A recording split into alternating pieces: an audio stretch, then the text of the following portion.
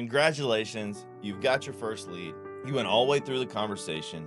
You figured out their timeline. You figured out if they don't want to list it with an agent. We talked about the condition of the property. We talked about why they don't rent it out or continue to live there. And now we've got their asking price, or hopefully have their asking price. Next, you're going to trigger a lead. You're going to fill out the form and we're going to set the follow-up appointment. Well, how do you do that while you're on the phone? Hey, Steve, I really enjoyed talking with you. I've got another call coming up in like 3 minutes. And listen, I think now would be a great time to have you speak with our evaluation specialist. Before we set all that up though, would there be anyone else that would be upset if you did sell? This right here is uncovering all of the decision makers. And the decision makers make or break a lead, right? Make or break a deal. So for instance, if I'm selling my primary residence, my wife has to sign off on it because we're married. And in the state that I'm living in, it is a requirement that if we transfer the deed for my property, my personal home, even though I'm the only one responsible for the mortgage and I bought the property, because I am married, she also has to sign off on it. We have to uncover all of the decision makers. Sometimes in certain situations, there's a lot of decision makers. We'll talk about those in later episodes. But for this one, as far as setting up an appointment, hey, listen, I really, really greatly appreciate your time talking with me. I think now is a great time for me to, go ahead and push this up the chain. Who else would need to be on that next conversation? What do you mean by that? Hey, I make all the decisions. Oh, okay, awesome. So, if you was come to agreement today and you're happy with it, like there would be nobody else that would have to sign the closing documents and agree to sell? Nothing like that? Nope, just me. Oh, perfect, awesome. Or maybe it's the opposite. Well, yeah, actually, my father passed away, which is how, I got this property, and it's between me and my brothers, and, they're fine with it though. Like, I make all the decisions.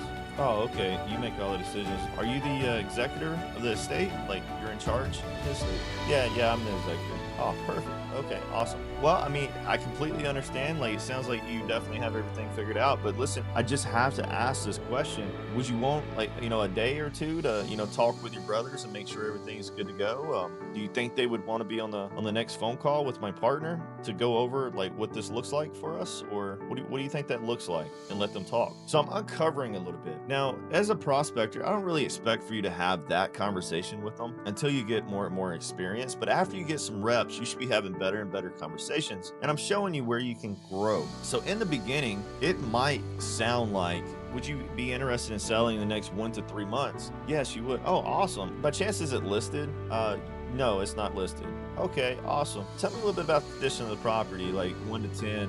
Where would you rate it? Yeah, it's probably like a 5 or a 6. Oh, okay, perfect. So 5 or 6. Sounds like it's in really good shape. Yeah, it's in good shape. Awesome. Yes, great opportunity. Hey, by chance, what's the occupancy look like? Is this your home by chance?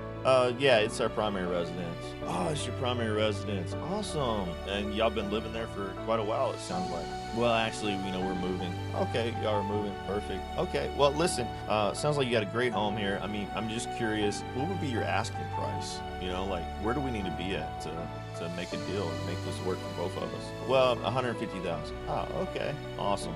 Thank you for, giving me that information. You made it short and sweet for me. I think now's a great time for me to pass this over to my partner where he can see if, we're a good fit. Before, I can do that though, is there anyone else that might need to sign off on the sale of this property? No, just you. Okay, awesome.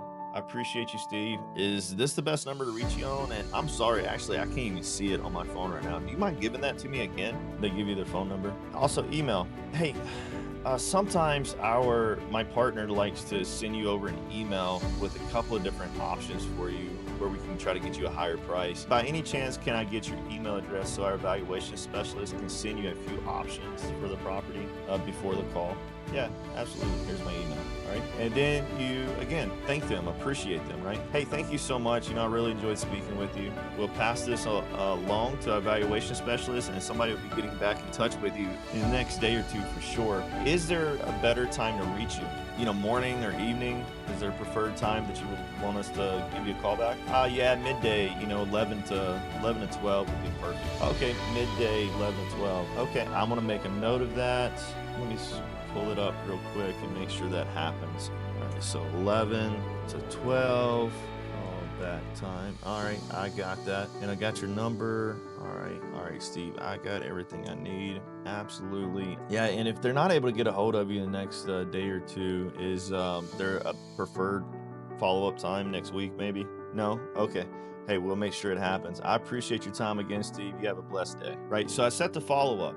Again, I'm just having a conversation with them. What does that sound like? Well, you got to go and play off of what they fed you. How did they communicate with you? Can you ask all those questions? Well, the answer is yes. You can always ask all these questions. It's just, are you confident enough to get it out and keep them engaged? A lot of times, whenever we have conversations with people and they don't really want to talk to us, it's because we're not engaging them. If they sound distracted, sometimes it's okay just to ask them, hey, it sounds like you got something else going on. Should I call you back later? And you're calling them out. And because you do call them out in a polite way, they'd be like, no, I'm sorry. Yeah, I was just checking my phone here and I seen this come through. And so that's the follow-up. And then after that, you're gonna grab all the property details. So go to Zillow, Redfin, Realtor.com. All right, so this is setting a follow-up. I hope this explains anything. If you have any, explains everything. If you have any questions, feel free to reach out to me anytime.